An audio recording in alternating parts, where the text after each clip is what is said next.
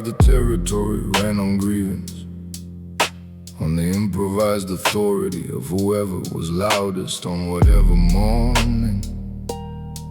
The previous loud man had been removed. That's not power, that's turbulence. Wearing power's clothing and wondering why nothing holds. I walked into the disorder, the way a surgeon walks into a room that's been left without diagnosis, not with judgment, not with spectacle, with the specific calm of someone who already knows what's wrong and what the correction requires. And within the season, the rooms that ran on noise were running on something else, something quieter, more durable, more resistant to the entropy that consumes every structure built on volume instead of architecture.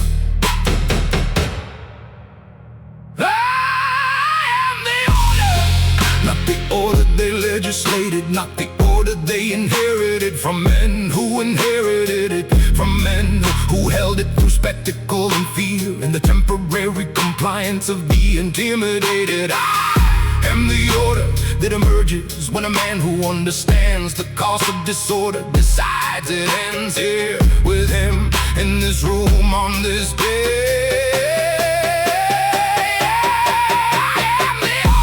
Because I chose to be, and I maintain it, not with volume, not with the theater of enforcement, but with the consistent, visible, daily demonstration that things work when I'm involved and fall apart measurably when I'm not. Order isn't the absence of tension. Every structure has tension running through it. The question is whether the tension is organized towards something or just consuming itself in the dark. I've built systems that absorb the conflict that 30 different in-person produced, a result that none of them could have reached independently.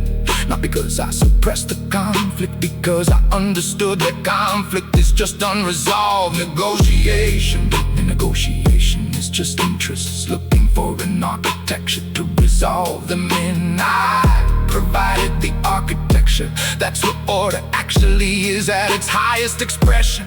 Not the removal of the difficult, but the organization of the difficult into something that produces rather than consumes. The men who came before me removed the difficult and called it peace.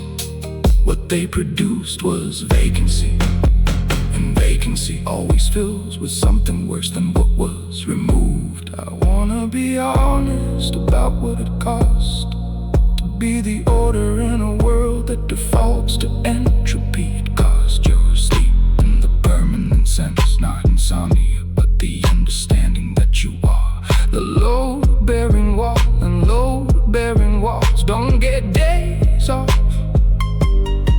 It cost the luxury of uncertainty.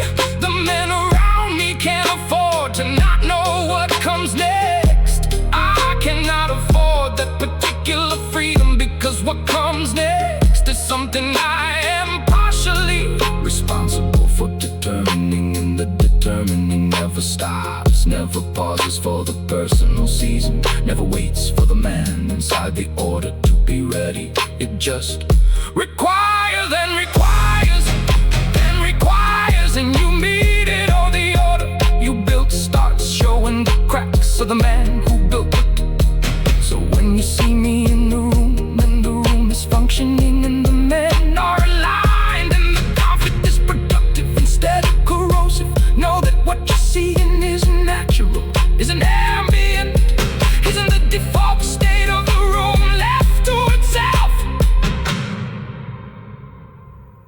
What you're seeing